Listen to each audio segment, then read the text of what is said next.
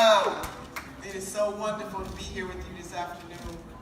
You're hearing all the reasons why we must make sure that Randy Bryce goes to Congress. But I just got to give a shout out to Mrs. Bryce, because she is, that's why I'm here. For Mama Bryce, that's why I'm here. Where's Mama Bryce at? Mama Bryce in the house, baby, that's why I'm here. I mean, I like Randy. You know, I like Randy, but I love Mama Bryce. Oh my God, we can do this. We love you, Nancy. And so, it is so important though. It's good for the choir to get together and lift each other up. But what the most important thing is going to be is what each and every one of you are willing to do when you leave this place, to make sure that you knock on some doors, that you pick up the phone, that you tell your sisters and brothers that only all that we love is on the line. That's all. So if you care about in this country the fact that the ultra wealthy get everything and the rest of us get nothing, you must get out there to vote. Take somebody with you, because all that we love is on the line. If you understand that the system is rigged socially, economically, politically, and that just as it is done on purpose, we the people can be the change, we gotta get out there to vote. Because only all that we love is on the line. Sanders and I have been traveling all over this country. I bring you word from your sisters and brothers in Indiana and South Carolina and North Carolina and Iowa. And what we have found everywhere that we have gone is that people don't want more than what they deserve. They want to live a good life, not a halfway decent life, a good life. They want to know that they have children. Just think about this, sisters and brothers. I want you to wrap your minds around this. That we can look into the eyes of our children and tell them that their future will be better than ours. They want to know that it's not enough just to have access to health care. We need health care. All that we love is on the line. And you know what? We don't begrudge anybody any wealth. You know, it used to be a time in this country, and the House of Labor understands this, where the pay between the CEO and the worker was not a gulf and a half apart the way that it is right now. There used to be a time where the work-a-day people, in the words of Jim Hightower, my brother from Our Revolution, where the work-a-day people actually reap the benefits of their labor. But we are in a period of time right now. See, excessive greed and exploitation is what we mad as hell about, not somebody having a little bit of wealth. We tired of it. And if you are tired of it, if you are mad as hell, because this, look, it's all right to be mad as hell. It's all right. I'm mad. I'm angry. I am an angry black woman, for the record. I just want y'all to know. I'm mad. And I'm taking applications. Everybody in here can be an angry black woman. Come on with me, sisters. Come on with me, brothers. We mad. Hell yeah, we are mad. But we are going to channel that anger into action, because it is not too much to expect the people who we elect to office to care more about the next generation than they care about their next election. All that we love is on the line. That's all. That's all.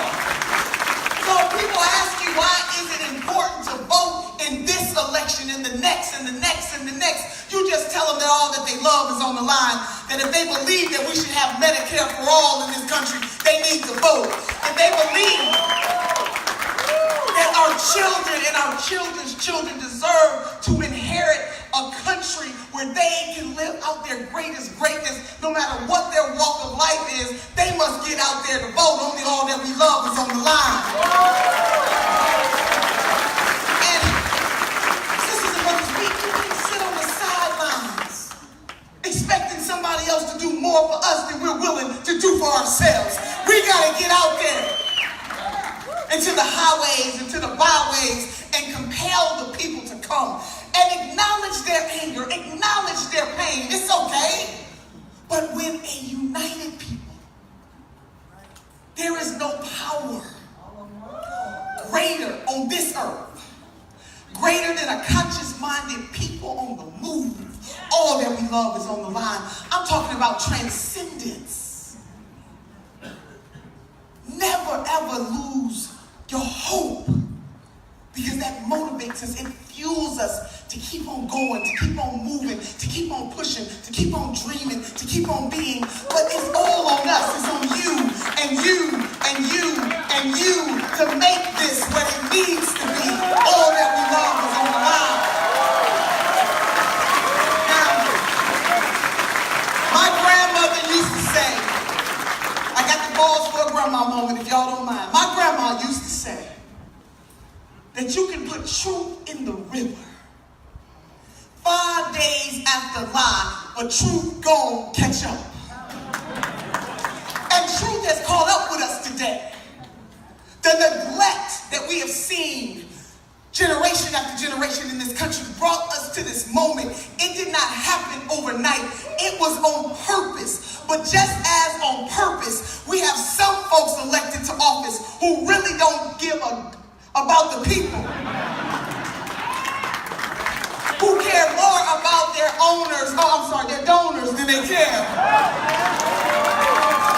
about the workers. The truth is caught up that the neglect and the disrespect for the power of the unions and how we got here, union brothers and sisters, see, it didn't happen because the big wigs decided that we could get a 40-hour work, we could take a holiday off. That came because you fought for it. And so the only way,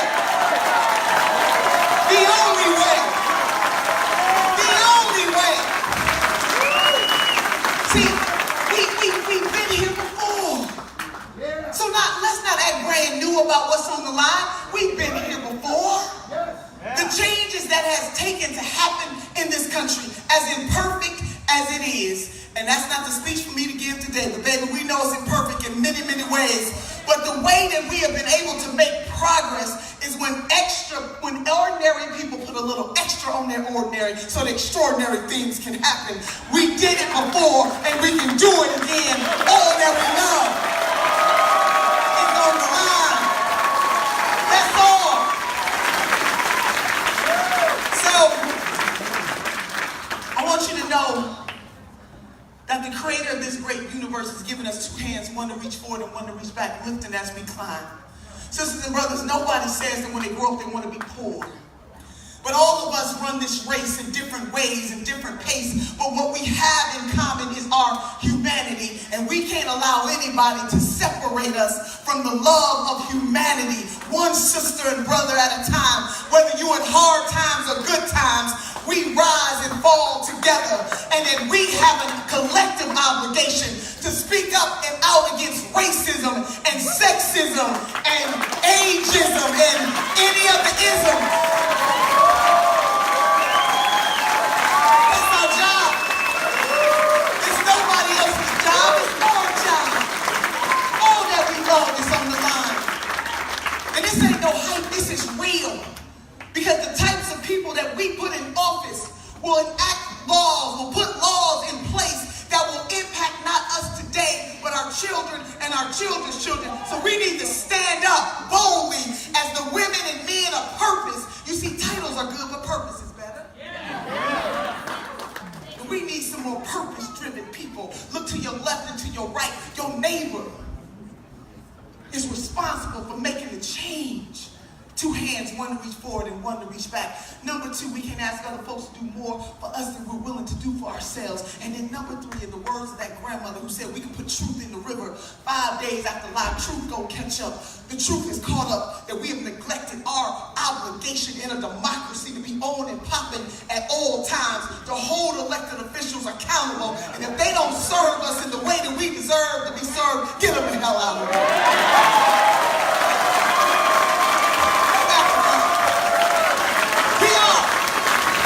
We are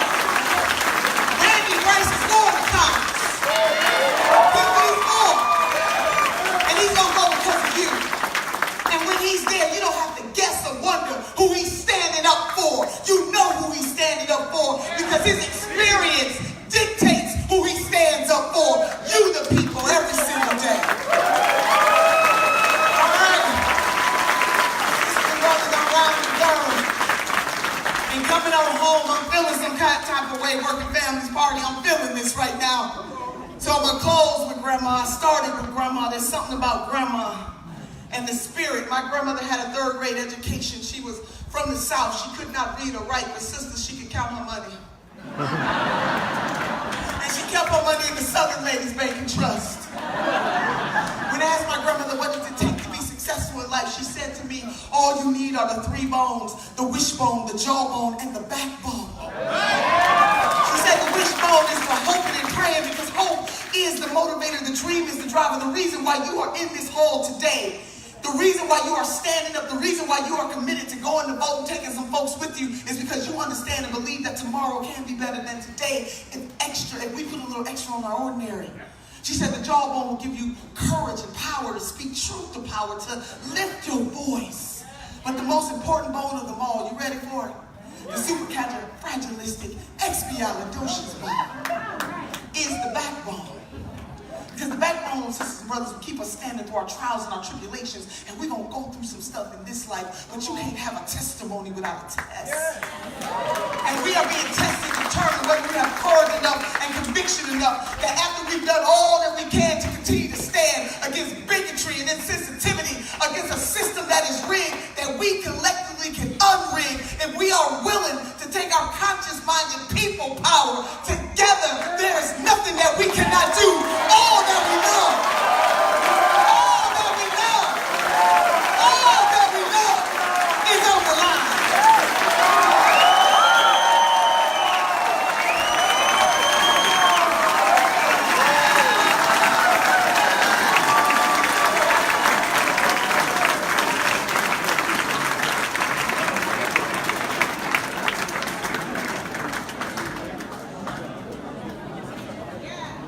Ladies and gentlemen, please welcome Racine Educators United President Angelina Cruz. So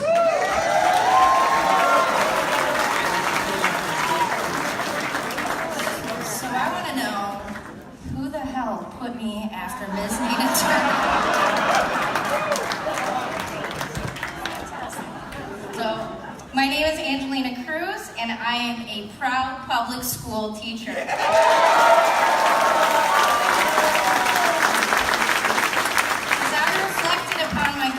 In preparation for this moment, I first thought of my family's history with Racine, Wisconsin. 3 of my grandparents emigrated from Mexico. 2 were migrant workers. 1 of my grandmothers emigrated from Sicily. My beautiful mother, born and raised in Milwaukee, found her second professional career as a public school teacher in RUSD.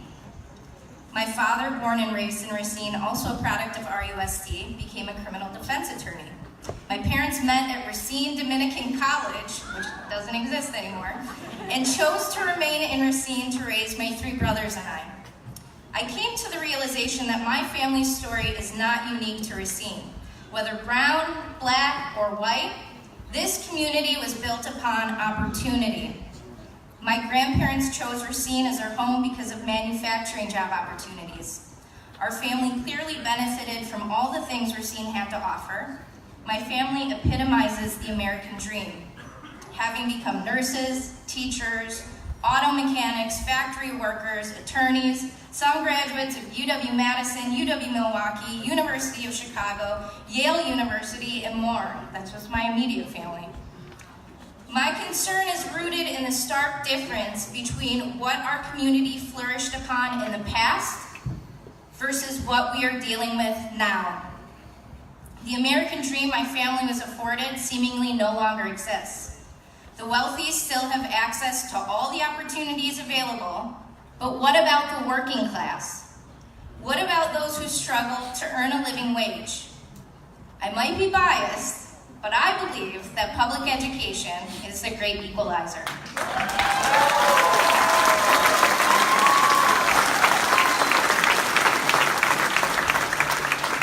And public education in Wisconsin, not unlike many places across this country, has been under attack by the right for years. For the past 16 years, I've taught in the Racine Unified School District. I taught 5th grade at Dr. Jones Elementary on Chicory Road for 13 years. It was my formative experience in becoming a good teacher, and it's also where I found my voice. Prior to Act 10, I've been politically active by volunteering in local, state, and national elections, but when Act 10 landed at our feet, I understood that my political activism had to be transferred to my union. I got involved with my union because Act 10 directly attacked the children of public schools by attacking the public educators dedicated to serving them each and every day. Public schools are the only schools with the capacity, commitment, and legal obligation to serve every child. Our public schools are the heart of our communities and the cornerstone of our democracy.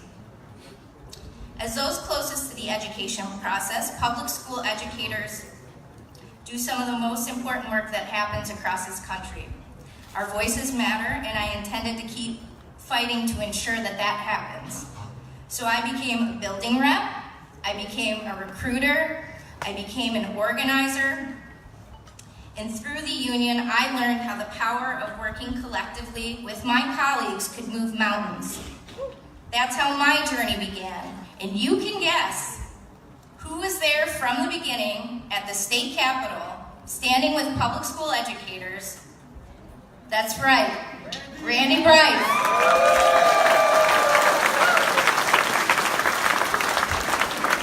As a product of this community, and with a great appreciation for all that my family has achieved, I stand before you as the first Mexican-American Latina president of the Racine Teachers Union.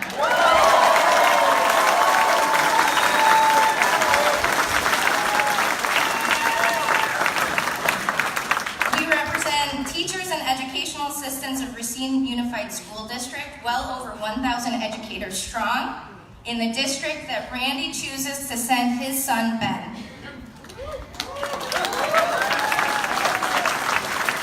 My local endorses Randy, WEAC, our state affiliate, endorses Randy, and the NEA, our national affiliate, endorses Randy.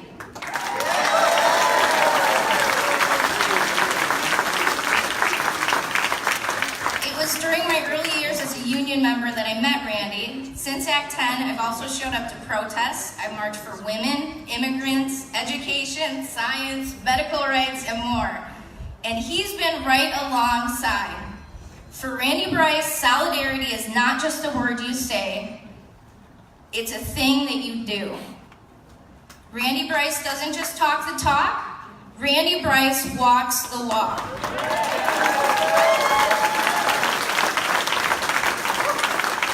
He shows up and he stands up. He cares about people. And that's why he stepped up to run in CD1. Randy Bryce has stepped up to be the leader in CD1 that cares about workers, women, immigrants, public education, access to health care, all the things. He's a leader we've been waiting for so long. Randy Bryce leads.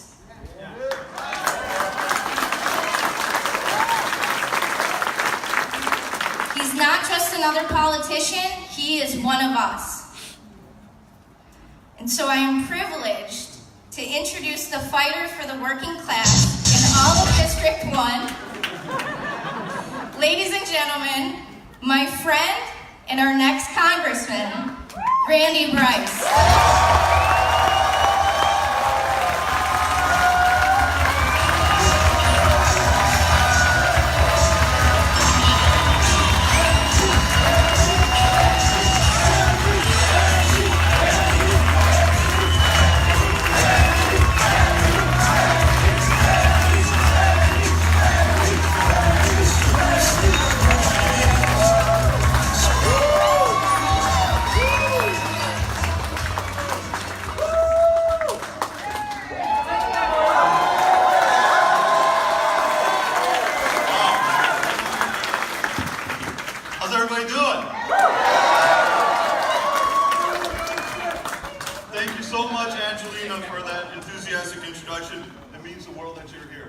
I'll never forget us hopping on the train in Kenosha go down to the Chicago teachers were on strike, and we went marching around through downtown Chicago as well. What a crowd here. Holy cow, thank you all so much for being here. Also want to thank Kenosha UAW 72 for again letting us use their fantastic facility.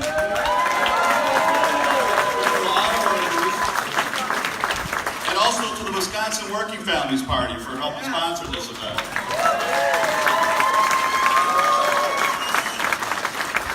Marina, I can't thank you enough for your tireless support throughout this journey. You really are a true friend. And John Drew, too. You think UAW? John Drew. I want to thank him for everything he's done. His determination and commitment really is an inspiration. And even now that he's retired, he ain't going to get paid, but I'm sure he's going to work twice as hard knowing him. I see pictures all over on social media here. 2 retirees were doing something for some candidate or some cause. Congressman Mark Buchanan, just been unbelievable. He stepped up and had public town halls when Paul Ryan wouldn't.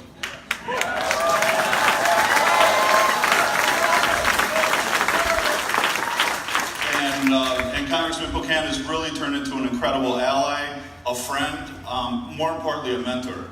And I can't thank him enough for everything that he's done. He's definitely been an MVP for our campaign. Born right here in Kenosha, as you're all aware. And Chuy Garcia.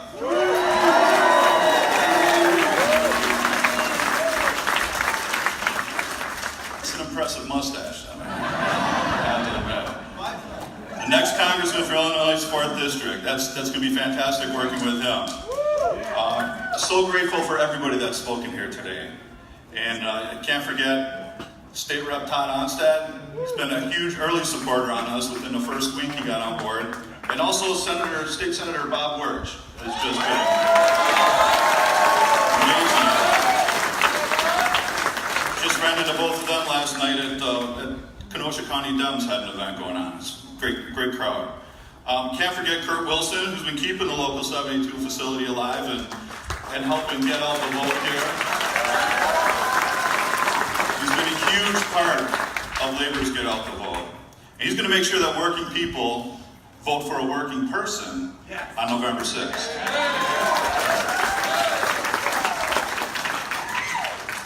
Also want to thank Nina Turner for being here.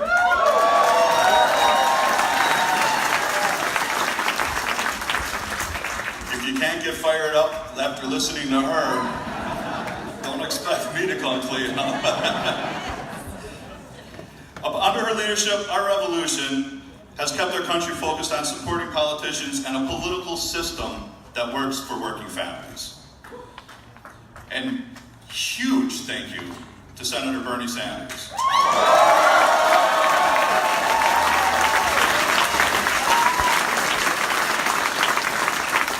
Now, this is his 3rd time coming into the district. And Senator Sanders is a very early supporter. I'll never forget sitting down and talking with him. He was one of the first people we met with in Washington, D.C. And he warned us. He was like, Randy, these Republicans don't have any ideas to run on. Get ready for the negative attack ads. He knew what he was talking about. And he supported our campaign from the beginning. It means so much. You know, and it really floored me too, knowing that we were going to have one in the district, but we had an earlier one today. So two events with Senator Sanders in one day is just amazing.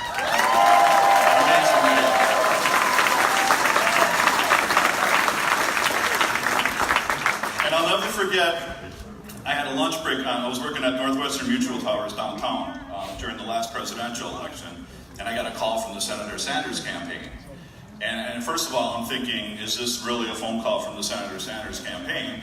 Because who calls a guy literally on like the 32nd floor eating out of my lunchbox? And they were like, would you be interested in coming to speak at Senator Sanders' rally? It's like, absolutely yes. But I was surprised just getting that phone call. And then he went further. They wanted to know if there were any picket lines in the area. He wanted to go walk a picket line. And I'm thinking, here's somebody running for president. It's not going to come just here for a rally for himself. But he's going to walk the walk to support working people. You know, it's just obvious talking with him that he does care about everyday working people. Not only that, but he continues to be supportive of working people, both in his work every day as a U.S. Senator. He's been fighting tirelessly for the $15 minimum wage and for Medicare for all.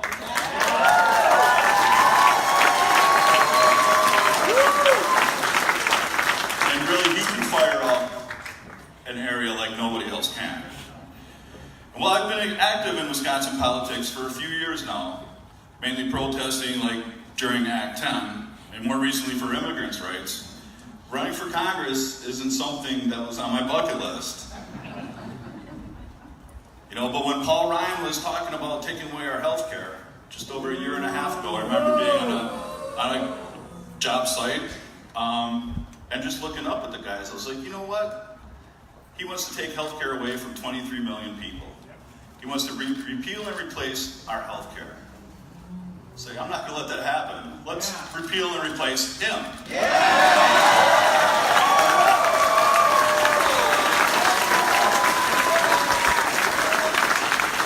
You know, nobody has done as much to go after our social safety net, Social Security, Medicare, Medicaid than Paul Ryan.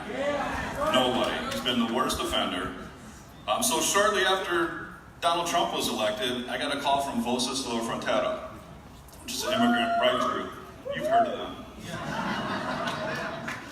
And they were terrified. You know, they saw what happened, everybody saw what happened, how Donald Trump got elected, talking about dividing people. If you don't believe what I believe, or if you don't look like me, you're not worthy. Talking about Mexico not sending their best. But yet, when it comes to white supremacists, he's pretty sure there's good people on both sides there. I think it's pretty basic to ask your president to say, look, Nazis are not nice people. So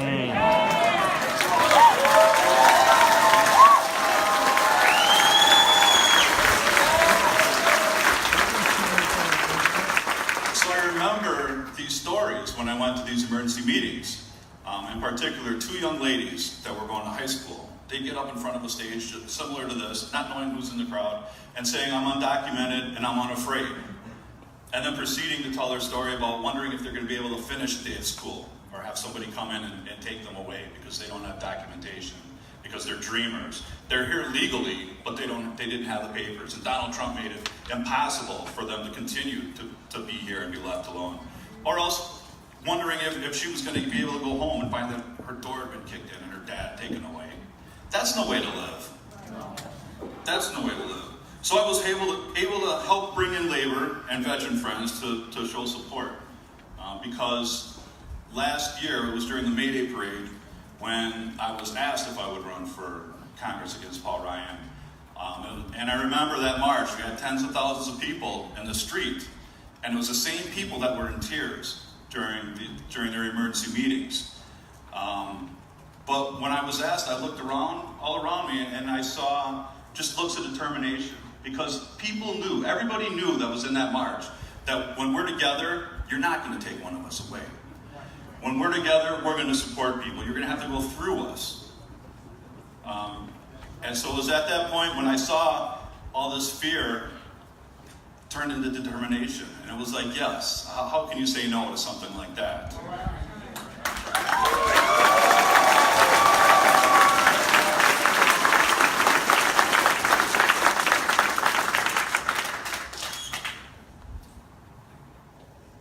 I believe then, and I still believe now, that we need a working person standing up for working people. I knew I could bring people together, and I believe then, and I still believe now, that we need a working person standing up for other working people. After I graduated from high school, I enlisted in the Army. And after my tour in Honduras, I came back.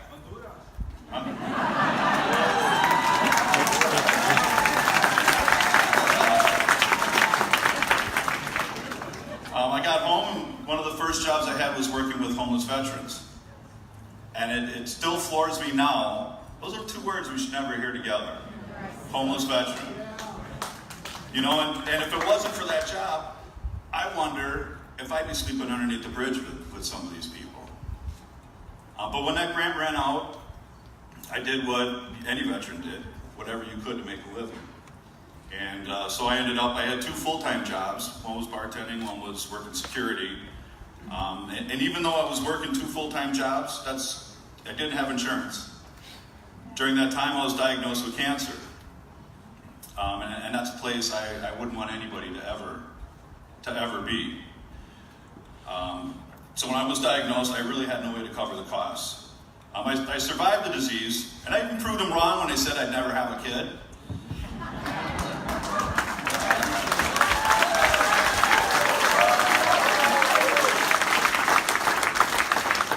A 12-year-old, dad's still cool, so we're getting along just great these days, as long as he keeps doing his homework. And soon after my recovery, I was given the opportunity to join the ironworkers through an apprenticeship. Now, working irons, it's a tough job, but it was also what helped me get out of debt, and also to provide my son with insurance, help us keep a roof over our head. Sadly, too many good-paying jobs are being outsourced, and it's happening right here and all across the country. And I don't think any place better epitomizes it than a 1st District UAW hall.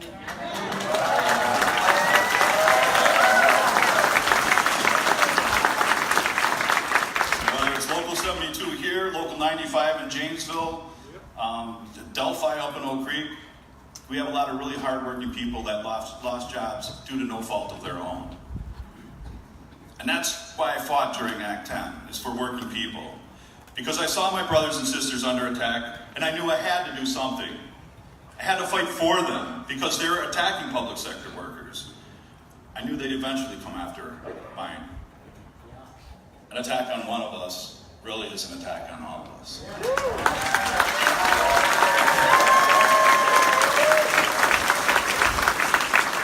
And that's why I'm here.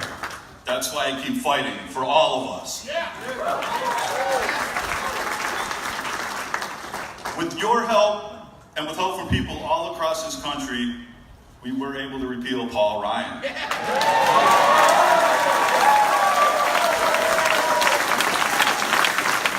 But his hand-picked successor is just as bad as he is. His hand-picked replacement is a corporate attorney that has been outsourcing good-paying jobs from Wisconsin to Mexico or to China. Yes. We just had a debate Friday night. If you get a chance, please take a look at it. It was a lot of fun. And when Brian was talking about creating high-paying jobs, I had to interrupt him and say, we're talking about good-paying jobs in Wisconsin.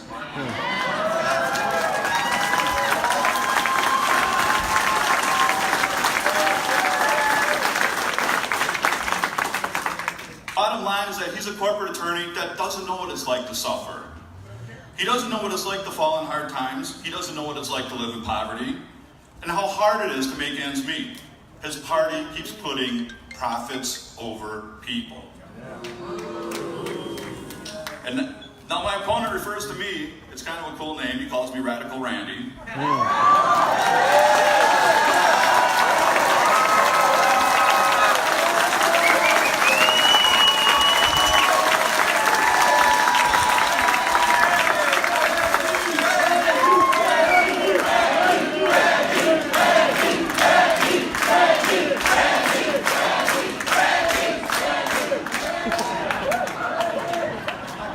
Checks in the mail, Jim. You know, calling me Radical Randy is pretty cool for my 12-year-old. I just gotta say, he thinks that's pretty cool. But you know, here's the thing. This lets us know where they're coming from. Because my ideas really aren't that radical at all. I don't think it's too radical to insist that everybody has access to health care.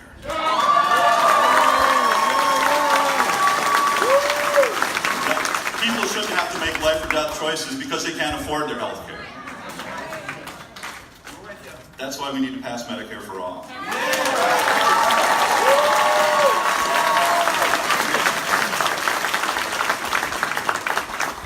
I also don't think it's too radical to insist that we keep families together and we don't put kids in dog cages when it comes to elections.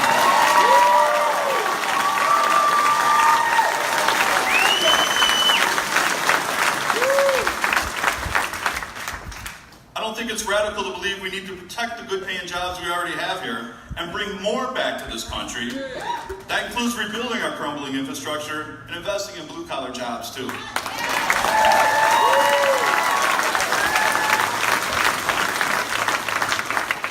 I don't think it's too radical to believe we have to protect our environment because our kids and their kids are depending on it.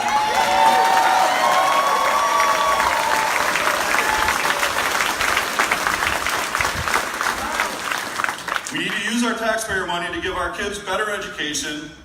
And how about paying public sector workers what they're really worth?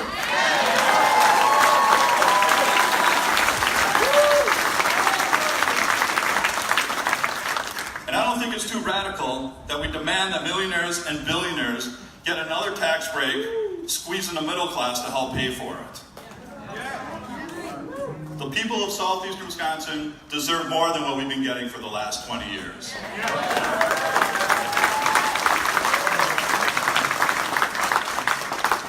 I've said it before, but it's too important not to say again. This fight is far from over. It's only a couple weeks away, but it's still far from over. Together we did repeal Paul Ryan, but I'm going to need every single one of you to help me replace him.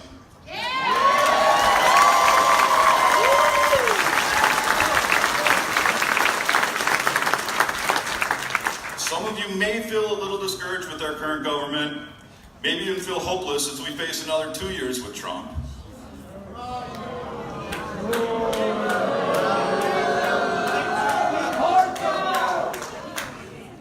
But a couple weeks is our chance to stand up, is to take back the House, and to finally put a check back on the Trump.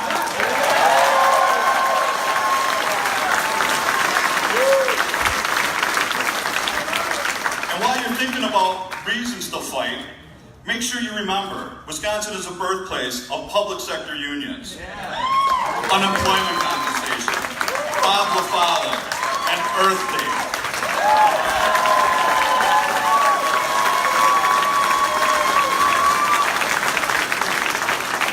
Just check the results of these special elections that we've had in Wisconsin. It's proof that the blue wave is coming in November.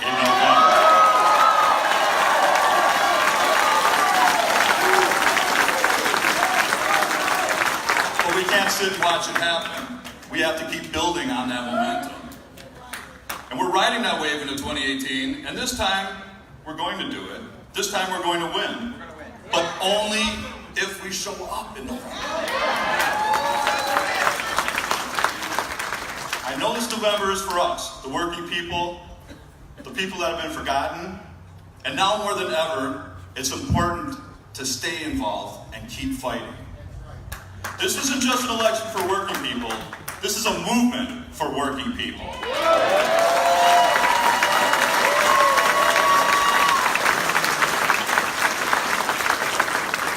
And let me just remind you that the day after the election, we're not going to have any place to call for help. This election is up to us. It's within our grasp to win. We're seeing what's going on throughout the state, throughout the country, and all you have to do is turn on your TV to hear about how urgent it is. We can't wait another 2 years for the next election. It's got to be this November.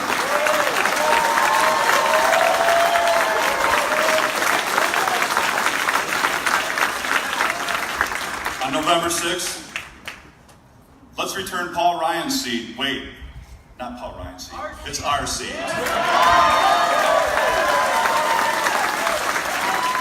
Let's return our seat to the people of Wisconsin. Let's send a union iron worker to Washington, D.C.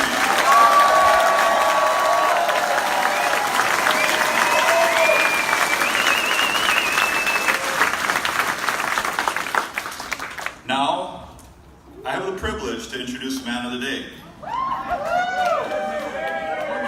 When Bernie first started talking about his platforms, we all thought, me included, wait, we can have that? That's what it could be like? Besides showing us what's possible, he fights for what's possible every day. I now turn the stage over to Senator Bernie Sanders.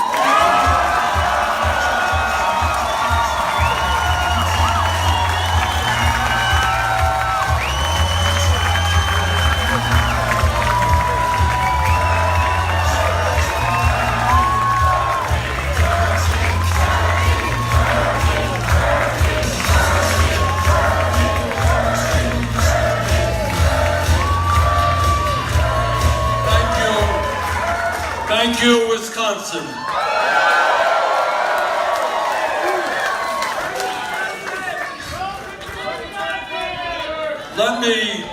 Let me begin by acknowledging the great union whose hall we are in today.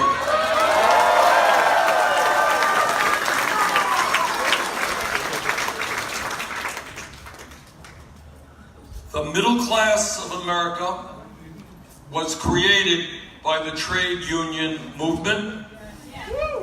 The 40-hour week was created by the trade union movement. Dignity on the job was created by the trade union movement. And together we are going to revitalize the trade union movement. Because when we grow the trade union movement, we grow the middle class, and we bring power back to working people and not just the billionaire class.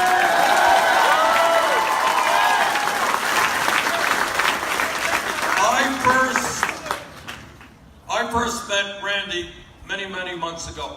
Came to Washington, D.C. We chatted. And I was impressed by his courage to stand up and take on some of the most powerful political forces in this country. And what I told him then, and I remember it like it was yesterday, I told him, Randy, you run and you threaten these people, they're going to throw millions of dollars against you in ugly, personal, destructive type ads. And that's exactly what they did. They threw over $1 million in ugly 30-second ads against them. And based on the poll that I just saw today, it ain't working. He's going to win.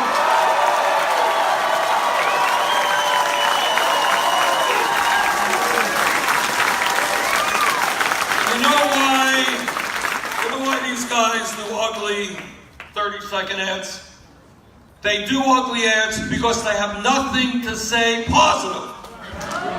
Because if it is a debate about the real issues facing working families, they got nothing to say. Now, I haven't been in this district in a while, but let me make a guess. And the guess is that Mr. Style has not run a 30-second ad in which he said, vote for me, and I'm going to cut your Social Security. Maybe I missed it, but I bet he didn't run that ad. And I bet he didn't run an ad which said, vote for me so I can give massive tax breaks to billionaires and large corporations. That he didn't run that ad as well. So what they do is when they got nothing to say about the pain and the real issues of working families, they got to lie and they got to attack and attack and attack. That's one thing they do. And the other thing that they're doing all over this country now, and have done in Wisconsin for a long time, is suppress the vote. Randy wants, I want, Nina Turner wants, we want more people to participate. They want fewer people to participate. So Randy, I want to just thank you for the great campaign that you are running, and I look forward to working with you in Congress.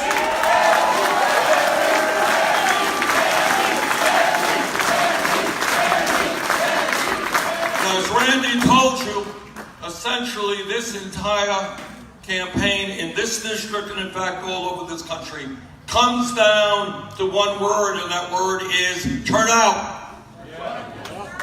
4 years ago, some of you may remember, some of you may not, the United States had the lowest voter turnout for a midterm election in the modern history of America. Almost 2 out of 3 Americans did not vote. So when you have an election in which working people don't vote in large numbers, people of color don't vote in large numbers, young people don't vote in large numbers, the results become clear. and Republicans win. Because their view of politics is to have fewer people voting and billionaires putting 30-second ads on TV. In 2014, we had the lowest voter turnout in modern American history. In 2018, with your help, we're going to have the highest voter turnout in elected.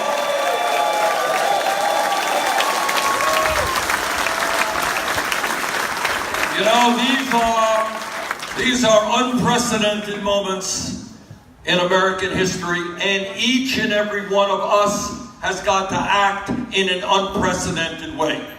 I don't know how many folks there are here, maybe 500 people, and that's 500 good votes for Randy. But,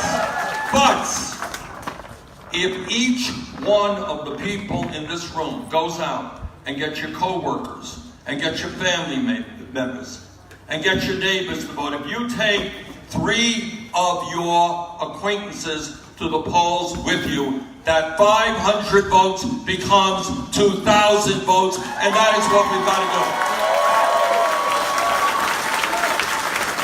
And you don't have to wait until November 6th. Take them, that's right, take them to the polls now. Tell them if you take them to the polls, you're going to cook them a nice dinner tonight. How's that? Take back the house! And let me also say a word about voting. And I don't mean to be ultra-patriotic. But here is the truth. Here is the truth. We have, as all of you know, seen millions of Americans fight and sometimes die to defend the American way of life. And what the American way of life is that ordinary people, not kings, not czars, not billionaires, but ordinary people have a right to determine the future of the nation. Vote. That's called democracy.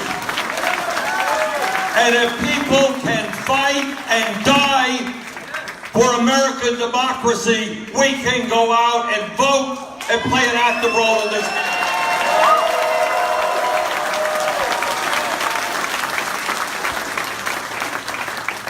Now, I understand, and I know most of you in this room are not going to be happy about it. I know that Donald Trump won Wisconsin in 2016. But I want to say this. I believe that Trump won this state and many other states because people did not understand then that this man is a pathological liar. That doesn't matter what he says. He will say anything at any time and then change his mind the next day. That I doubt very much that he even knows the difference between truth and lying. 2 years ago, when he ran for president, he told the people of Wisconsin and America, he said, if elected president, he was going to provide health care to everybody. Remember that? Everybody. Well, that's pretty good. Problem was, he lied. Not only has he not provided health care to everybody, he and Paul Ryan led the effort to throw 32 million Americans off of the health care that they have.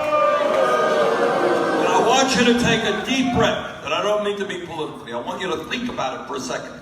Think about the people you know who are suffering with heart disease, with cancer, with diabetes, with life-threatening illnesses, who today have insurance and are alive because they have that insurance. And think about these people who wanted to throw 32 million of them off the health care they have. What an outrage. This man is going to stand with me and many others. We're not going to throw 32 million Americans off of health care. We're going to guarantee health care to every man, woman, and child.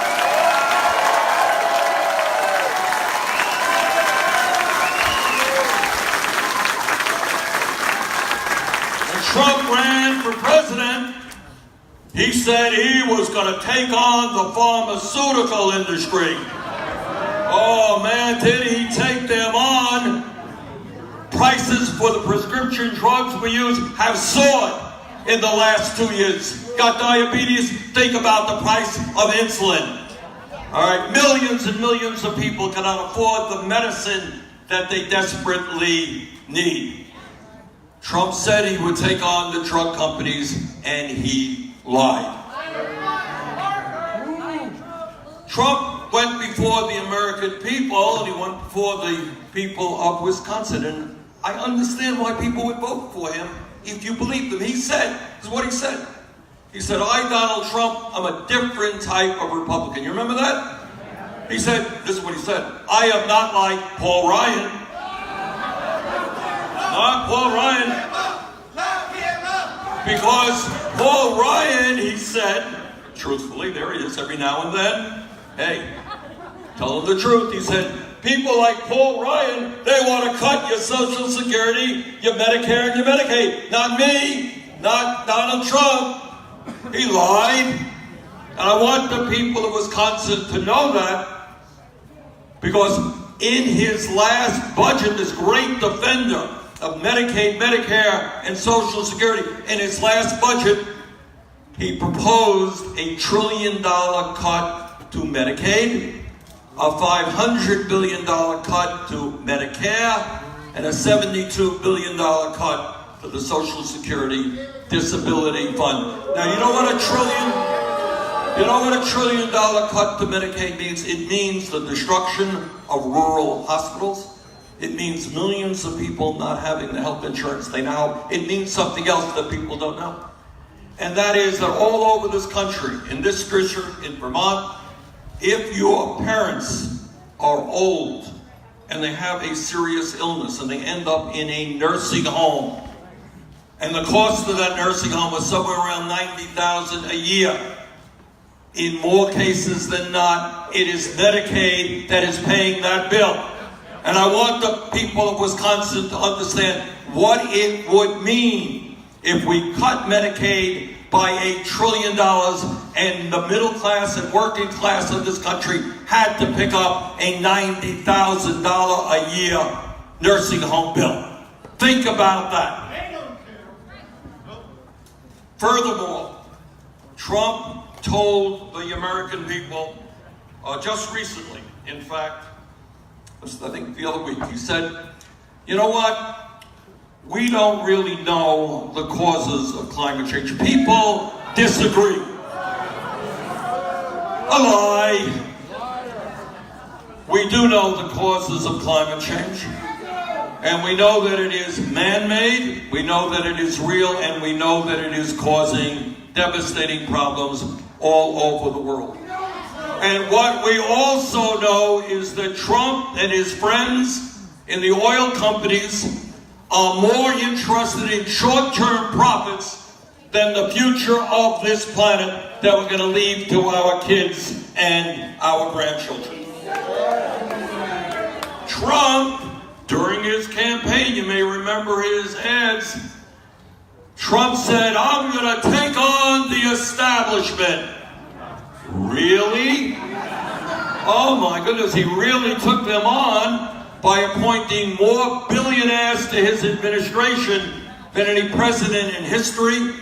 He took them on by giving them huge tax breaks. He took them on by deregulating Wall Street again and laying the groundwork for another Wall Street crash that those folks would like to have you pay for. Lock him up! Lock him up! Donald Trump tells us he is a tough guy, and he is prepared as this tough guy to tear little babies from the arms of their mothers at the southern border. That's how tough he is. But when it came to standing up to Vladimir Putin, oh, he crumbled. Putin said that Russia did not get involved in our elections. Every intelligence agency says otherwise. And who does Trump believe? Vladimir Putin. Trump is a very tough guy. He is prepared to throw little children off of Medicaid. He's prepared to cut nutrition programs for low-income moms. That's how tough he is. But when it comes to standing up to the dictatorship in Saudi Arabia and holding them responsible for the murder of a dissident journalist, not so tough.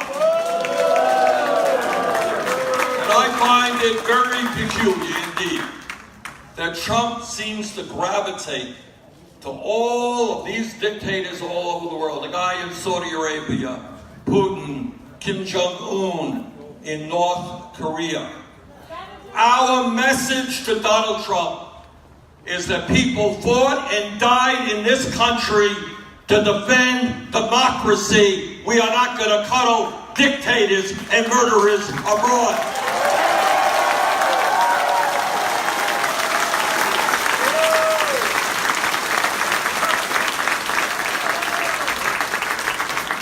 On a personal note, I want to thank the people of Wisconsin for the strong support you gave me when I ran for president in 2002.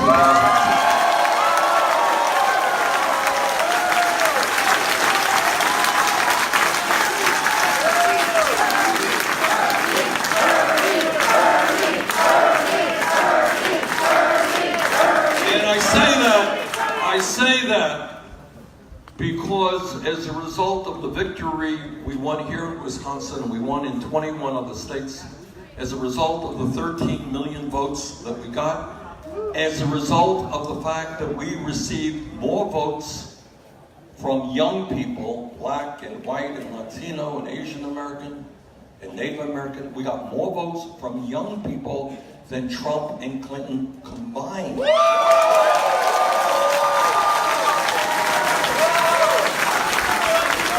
And as a result of that, as Randy just mentioned, many of the ideas that we raised, which were then considered to be radical and extreme, well, you know what? Because we stood together fighting for justice, those ideas are not radical anymore. They're supported by the vast majority of the American people.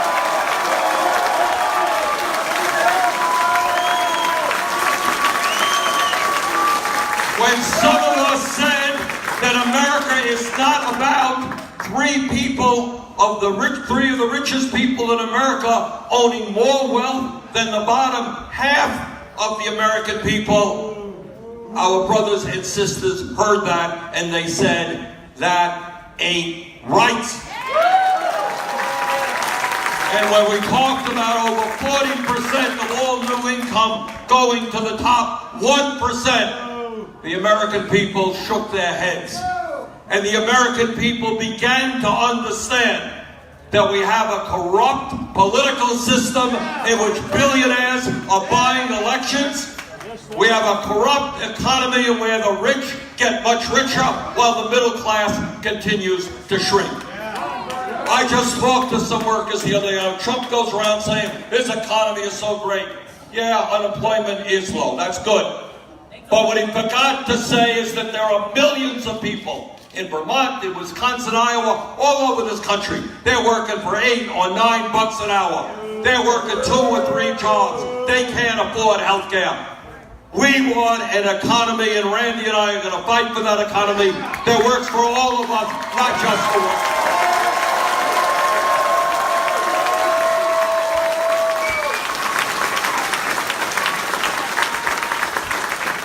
And when we talk about an economy that works for everybody, we understand that if you work 40 hours a week in the United States of America, you should not be living in poverty. Yesterday I talked to a single mom. Single mom worked for 7 years in Iowa for $7.25 an hour. She's now up to $8 an hour. That's nonsense. That's absurd. That's bullshit. We are going to raise the minimum wage to a living wage, $15 an hour.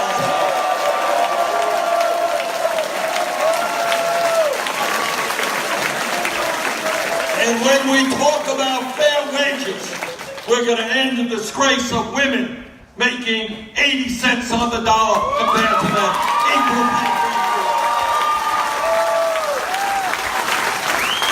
And we're also going to fight to make certain that it is women who control their own bodies, not the federal government.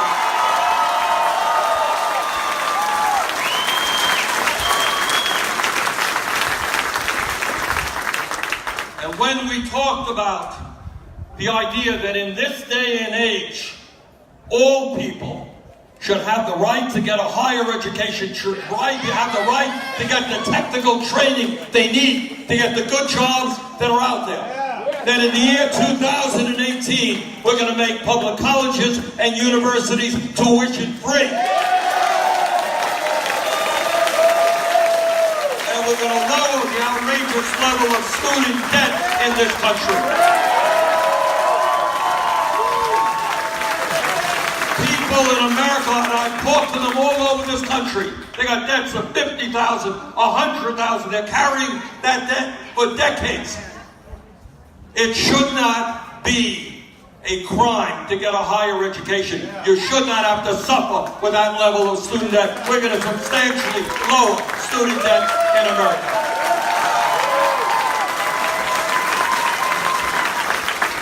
Here's an issue that I am really proud of. With your help, with your votes, we have brought about. And that is what we said in 2016, and more people all over the country are saying today. Health care is a right, not a privilege.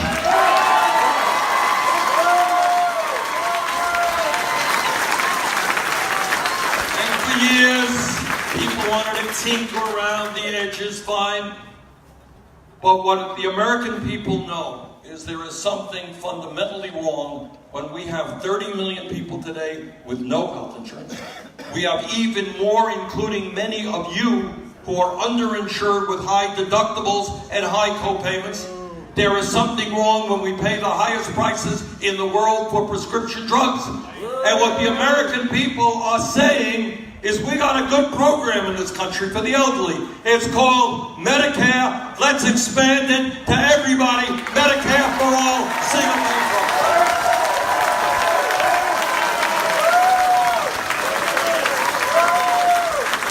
Well, 3 years ago I was told, impossible, radical idea. It's not what the American people want.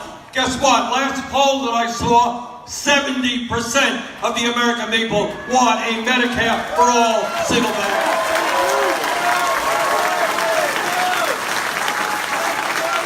And the American people are looking around them. This is the wealthiest country in the history of the world. And they're looking around them and they're seeing our infrastructure collapsing right before our eyes. Our roads and our bridges and our airports and our rail system and our water system. It is not a radical idea to say that in the United States of America, if you turn on your water faucet in Flint, Michigan, or any place else, you should not be poisoned. We can create millions of good-paying union jobs when we begin to rebuild this crumbling infrastructure. American people know that we have a broken criminal justice system, that the war on drugs has failed and ruined many lives. And all over this country, we're seeing states decriminalize marijuana or, in fact, make it legal. We're seeing states move forward and say it doesn't make any sense that we're locking up people simply because they are poor and they cannot afford cash bail. That's wrong.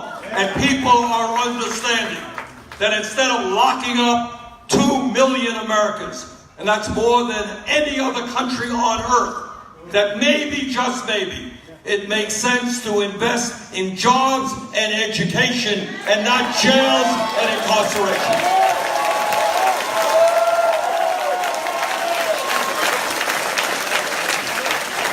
And despite Trump's attack on the immigrant community, overwhelmingly the American people understand that we need comprehensive immigration reform and a path towards citizenship for those who are in this country.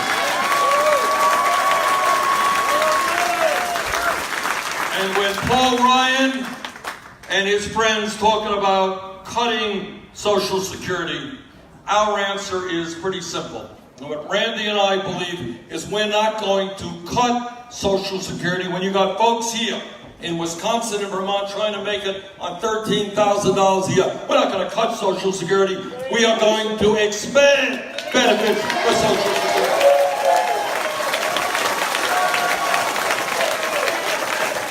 And when people say, how are you going to pay for all of that stuff? I will tell you how we're going to pay for it. In the midst of massive income and wealth inequality, when you got the richest people becoming much richer, you know what we're going to do? We're not going to give them tax breaks. They're going to start paying their fair share of taxes.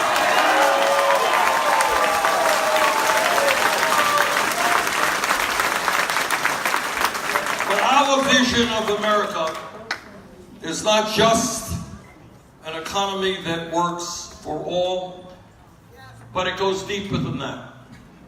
In the modern history of America, we've had conservative presidents, we have had liberal presidents. But all of those presidents have understood one simple and important fact, that the function, one of the main functions of the President of the United States is to bring our people together, not divide them up. And we all know the tragic history of many parts of our country, in that when settlers first came here, the very terrible things that were done to Native Americans. We understand the abomination of slavery. We understand that 100 years ago in America, women were second-class citizens, didn't even have the right to vote. We understood that our gay brothers and sisters were forced not to talk about or be open about their sexuality. We understood the discrimination that took place against Catholics, against Jews, against the Italians, the Irish, the Asians, you name it. That is part of our history. That's the bad part, but I'll tell you what the good part is. The good part is, for decades and for over 100 years, good people at great risk to themselves and sometimes giving up their lives in the struggle, they said that America must not be a country of discrimination. We must not be a country of sexism, of racism, of homophobia, of religious bigotry. And these people worked day and night, and some of them were killed. Some of them were died. Some of them were lynched in the fight to bring people together and to end discrimination.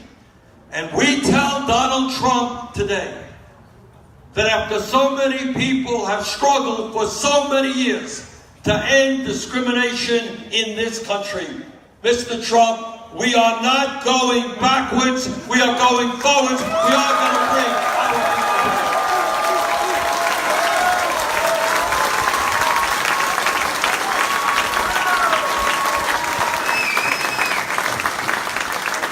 I know that it is a worn-out and hackneyed expression to say that the coming election is the most important in our lifetime, but I sincerely believe that.